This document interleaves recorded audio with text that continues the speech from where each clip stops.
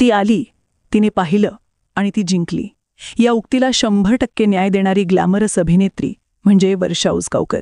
Sridevi of Marathi cinema किंवा मराठीची माधुरी दीक्षित असं त्या काळी त्यांचं वर्णन केलं जायचं. सिनेमा क्षेत्राबद्दल आवड नसणाऱ्या पालकांनी त्यांना या क्षेत्रात कसं येऊ दिलं? मनोरंजन क्षेत्रात त्यांना संधी कोणी दिली? पहिला सिनेमा कोणता? त्यांच्या बहिणी कोण? त्या काय करतात? गोव्यातली ही मुलगी महाराष्ट्रात कुठे शिकली? त्यांचे पती कोण? आजवर त्यांना कोणकोणते पुरस्कार मिळाले? खेळात आवड नसतानाही पुढे त्या कोणकोणत्या खेळात प्रवीण झाल्यात आणि का? साऊथच्या कोणत्या सिनेमाच्या शूटिंगमधून त्या पळाल्या? आजवर कोणते सिनेमे केलेत? लक्षा, अशोक सराफ, सचिन या त्रिकुटाबद्दल त्यांचं मत काय? अशा अनेक गोष्टी आपल्याला या व्हिडिओतून कळणार आहे, तेव्हा हा व्हिडिओ पूर्ण पहा. वर्षा यांचा जन्म 15 फेब्रुवारी 2000 रोजी गोव्यात झाला. माणिकबाई आणि अच्युत उसगावकर हे वर्षा यांचे आईवडील आहेत. त्यांच्या कुटुंबाचं मूळ गाव गोव्यातील उसगाव, त्यामुळेच त्यांचे आडनाव उसगावकर पडलं. त्यांचे वडील राजकारणात सक्रिय होते. गोवा स्वतंत्र झाल्यापासून पहिल्याच मंत्रिमंडळात त्यांचे वडील मंत्री होते. तेव्हापासून ते सतत सरकारमध्ये असल्याने घरी नेहमीच वेगवेगळ्या लोकांचा राबता असायचा. त्यांचे वडील खूपच शिस्तप्रिय होते, त्यामुळे घरातले सगळेच त्यांना वचकून असायचे. त्यांचा दरारा यामुळे वर्षा आणि त्यांच्या बहिणींच्या तोंडून त्यांच्यासमोर एक शब्दही निघायचा नाही. लहानपणी त्यांच्या घरात केवळ देवांचे सिनेमे बघायला परवानगी होती. सिनेमाने मुलं बिघडतात असा समजण्याचा तो काळ होता. त्यामुळे बाबा ही जुली अशा सिनेमांना तर घरात बंदीच होती. त्यामुळे टीव्हीवर समजा चुकून एखादा रोमॅन्टिक सीन आला की त्यांना खूप अवघड व्हायचं. त्यामुळे ते काहीतरी कारण करून तिथून दूर जायच्या. लहानपणी एकदा कभी कभी सिनेमाचं शूटिंग गोव्यात चालू होतं. ही गोष्ट कळल्यावर वर्षांचा आनंद गगनात मावेनासा झाला. त्या शूटिंग पाहायला गेल्या आणि खूप रमल्या. त्या मनात म्हणत राहिल्या की मलाही हेच करायचंय. पण घरी आल्यावर मात्र आईवडिलांकडून चांगलीच खरडपट्टी निघाली. नटायला त्यांना अगदी लहानपणापासूनच आवडतं, त्यामुळे त्या आरशासमोर बराच वेळ उभ्या राहून स्वतःचं सौंदर्य निहाळता यायच्या. आई किंवा बहिणी त्यांना म्हणायचे की काय हिरोईन व्हायचंय का? मनातल्या मनात त्या म्हणत हो, मला हिरोईन व्हायचंय. पण त्यावेळी बुजरा स्वभाव असल्याने त्या बोलत नसत. कोणताही सिनेमा पाहताना स्वतःला हिरोईनच्या जागी स्वतःला त्या कल्पना करायचा. नायिका व्हायच्या कल्पनेने त्या एवढ्या झपाटल्या होत्या की कधी एकदा मी मोठी होईन आणि हिरोईन होईन असं त्यांना झालं होतं. गोव्यात असताना त्या खूप फिल्मी मासिके किंवा मग वर्तमानपत्रातल्या सिनेमाच्या बातम्या आवर्जून वाचायच्या. लीना चंदावरकर यांचं लग्न सिद्धार्थ बांदोडकर यांच्याशी झालं. तेव्हा लग्न होऊन गोव्यात हिरोईन आली याचं त्यांना खूप अप्रूप वाटायचं. तेव्हा ते अगदी आईच्या मागे लागून नीना यांना म्हणजेच हिरोईनला पाहिल्या. गेल्या वर्षी त्यांचं शालेय शिक्षण गोव्यातच झालं. कोकणी किंवा पोर्तुगीजऐवजी त्यांच्या वडिलांनी मराठी आणि इंग्रजी माध्यमातून त्यांचं शिक्षण केलं. त्यामुळे या दोन्ही भाषांवर त्यांची उत्तम पकड निर्माण झाली. शिवाय त्या सतत रेडिओ ऐकत असल्याने हिंदीतले अनेक बारकावे त्या शिकल्या आणि हिंदीवरही त्यांनी प्रभुत्व मिळवलं. या साध्या भाषांचा त्यांना पुढे खूप फायदा झाला. लाजरा स्वभाव असल्याने सांस्कृतिक कार्यक्रमात त्यांचा फारसा सहभाग नसायचा. मात्र 9वीत असताना त्यांनी दिसला ग बाई दिसला या गाण्यावर शाळेत नृत्य केलं. या गाण्याची कोरिओग्राफीही त्यांनी स्वतःच केली होती. गाणं पाहून शिक्षक मंडळी आणि इतर विद्यार्थ्यांनी त्यांचं नृत्य आणि हावभाव यांचं खूप कौतुक केलं. काही जण तर हेही म्हणाले की तू सिनेमात जायला हवायस. हे ऐकून त्या हरखून गेल्या. म्हणजे आपण भविष्यात नक्कीच काहीतरी करू शकतो असा आत्मविश्वास त्यांना आला. शाळेत असताना त्यांनी एकदा कार्यक्रमात फुलोरा का तारोका हे गाणं गायल्या. त्यावेळी त्यांच्या वाटेला खूप कौतुक आलं. मग त्या बाथरूममध्ये तासनतास गायला लागल्या, कारण तिथे त्यांना प्रायव्हसी मिळायची आणि अवाहाही व्हायचा. पुढे पंडित सुधाकर करंदीकर यांच्याकडे त्यांनी गायन आणि पेटी वाजवण्याचे धडे गिरवले. त्यावेळी त्यांना नृत्यात खूप रस होता, त्यामुळे त्या कथ्थक शिकत होत्या. मात्र एकदा गणितात त्यांना कमी गुण मिळाल्याने वडिलांनी त्यांचे कथ्थक वर्ग बंद केले. त्यावेळी त्यांना खूप राग आला होता. शालेय शिक्षणानंतर त्यांनी टेम्पल कॉलेजमध्ये प्रवेश घेतला. कॉलेजमध्ये गेल्यानंतर खऱ्या अर्थाने त्यांना अभिनय करायला मिळाला. इथे त्यांनी एकांकिका आणि नाटकांमध्ये सहभाग दर्शवला. महापूर, एक होती वाघीण, अंधार, माझा सोबती, बाकी इतिहास अशी वैशिष्ट्यपूर्ण नाटकं त्यांनी केली. सोबतच त्यांनी वाणिज्य शाखेतून पदवीही मिळवली. कॉलेज संपल्यानंतर मात्र आता पुढे काय हा मोठा प्रश्न त्यांच्यासमोर उभा राहिला.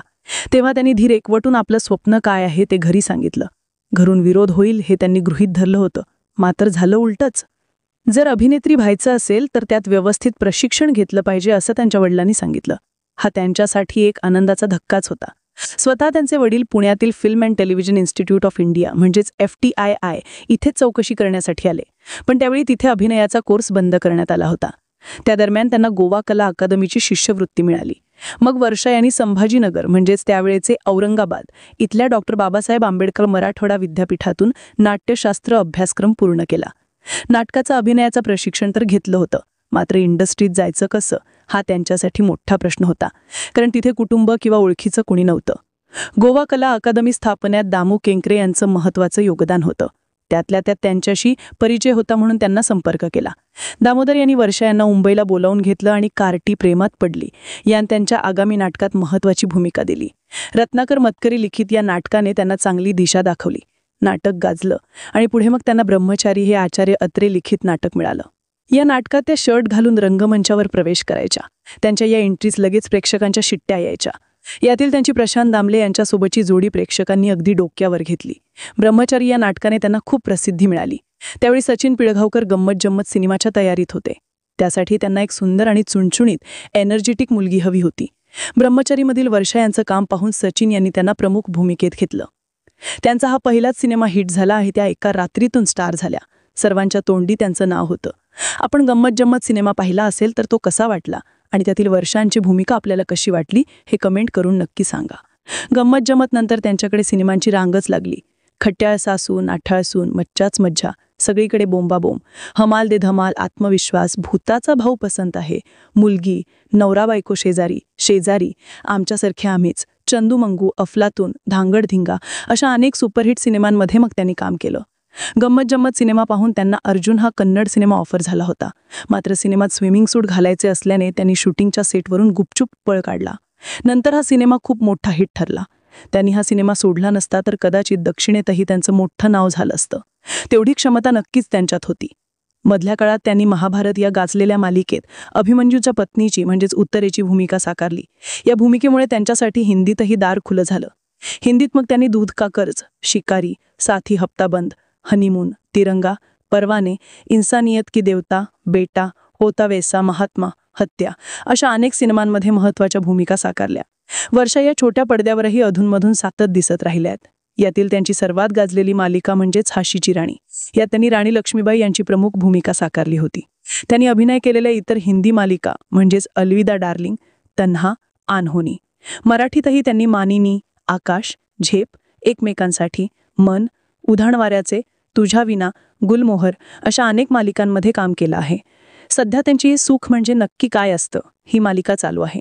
यात त्यांनी साकारलेल्या माई या भूमिकेला प्रेक्षकांची अतिशय उत्तम पसंती मिळाली आहे.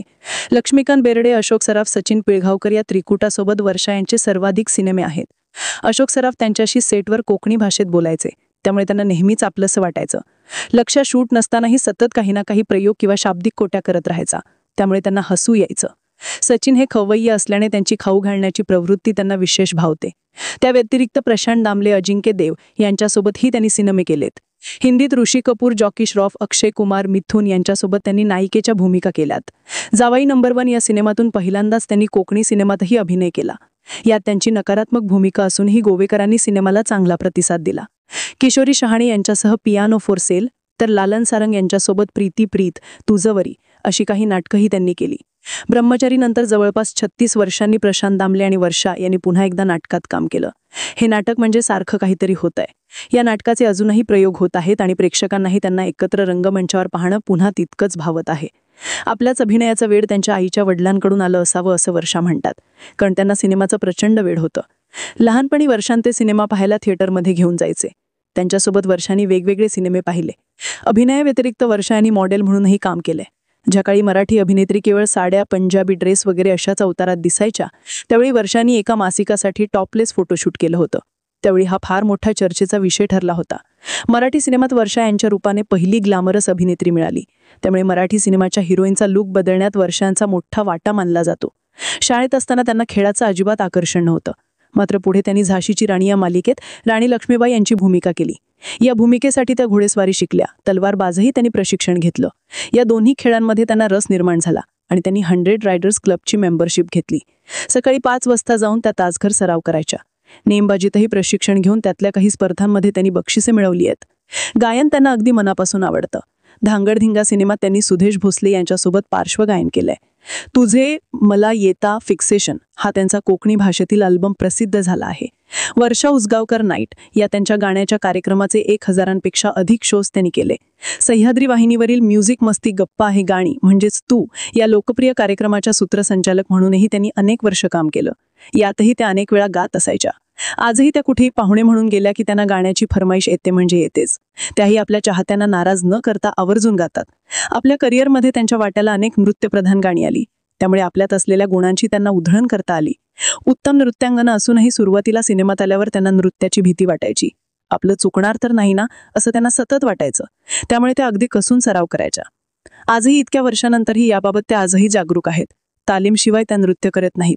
वर्षा यांनी आजवर अनेक वेळा सर्वोत्कृष्ट अभिनेत्रीचा पुरस्कार पटकावला आहे. यात गंमत जम्मत, पैज, लग्नाची या सिनेमांसाठी त्यांना राज्य पुरस्कार मिळाला आहे. तर हमाल दे धमाल, एक होता विदूषक या सिनेमांसाठी त्यांना सर्वोत्कृष्ट अभिनेत्रीचं, तर सवत माझी लाडकीसाठी सर्वोत्कृष्ट सहाय्यक अभिनेत्रीचं नामांकन मिळालं होतं. सिनेमा क्षेत्रातील विशेष योगदानाबद्दल त्यांना सकाळ वृत्त समूहाकडून सकाळ प्रीमियर अवॉर्ड देऊन सन्मानित करण्यात आलं आहे. बिग FM तर्फे दिला जाणारा बिग मराठी एंटरटेनमेंटचा सदाबहार परफॉर्मर म्हणूनही पुरस्कार त्यांना लाभला आहे. ग्लॅमरच्या दुनियेत असतानाच वर्षांनी सामाजिक भानही जागृत ठेवलं आहे. त्यामुळेच त्या अनेक सामाजिक कार्यात सहभागी होतात. कॅन्सर एड असोसिएशन यांच्यासोबत त्या जोडल्या गेल्या आहेत. या संस्थेद्वारे त्या कॅन्सर पेशंट्सना भेटतात, कॅम्पमध्ये जातात, त्यांना दिलासा देतात आणि पेशंट्सच्या चेहऱ्यावर हसू व आनंद आणण्यात मोलाची कामगिरी करतात. प्लास्टिकचा कमीत कमी वापर होईल याकडे कटाक्षाने त्या लक्ष देतात. आरोग्याच्या बाबतीत त्या खूप जागरूक आहेत.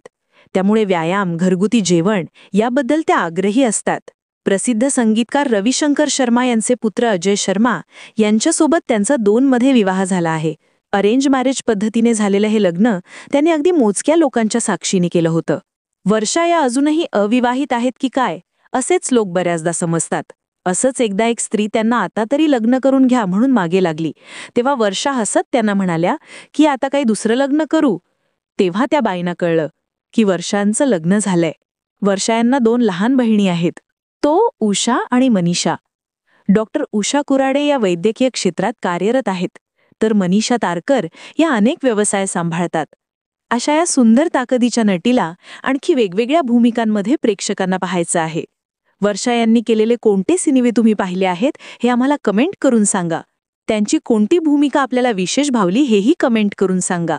आणि हो, सिरीज स्पॉट मराठी यूट्यूब चॅनलला सबस्क्राईब करायला मात्र विसरू नका.